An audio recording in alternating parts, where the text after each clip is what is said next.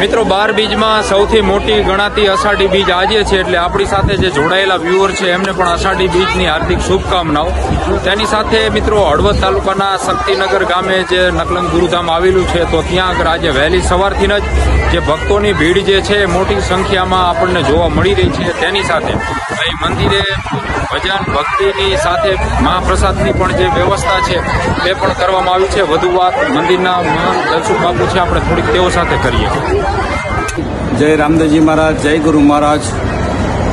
અષાઢ સુદ બીજના મંગલ પર્વ નિમિત્તે શ્રી નકલંગ ગુરુધામ શક્તિનગર હળવદ ખાતે 12 બીજના ધણીની બીજ સુંદર મજાની ઉજવવામાં આવે છે, જેમાં ભોજન, ભજન, પ્રસાદ, સત્સંગ જેવા અનેક કાર્યક્રમો છે અને રામાધણીની ધર્મપ્રેમી જનતા ખૂબ વિશાળ સમુદાયમાં સવારથી દર્શન પ્રસાદનો લાભ લઈ રહી છે।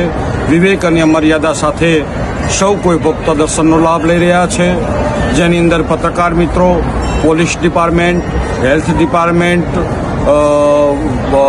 મામલતદાર ઓફિસ, જીઈબી અને ફાયર બ્રિગેડ જેવી અન્ય ગવર્મેન્ટની સંસ્થાઓના સહકારના માધ્યમ દ્વારા નિર્વિઘ્ને મંગલમય રામદેવજી મહારાજનો બીજ મંગલ ઉત્સવ ઉજવાઈ રહ્યો છે।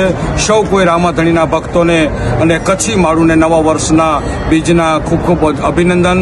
જય સિયારામ, જય અલગધણી। બાપુ, ખાસ આજનો અહીંયા શું આપણા નકલંગ ગુરુધામ મંદિરે કાર્યક્રમ છે?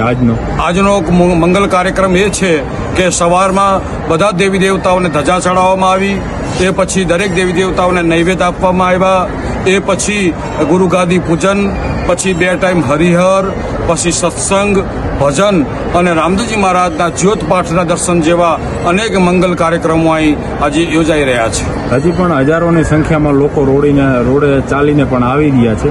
અંદાજે આજે કેટલાક લોકો જે છે એને રામદેવ પીરના દર્શન કર્યા છે, સાથે મહાપ્રસાદનો એનો લાભ લીધો છે?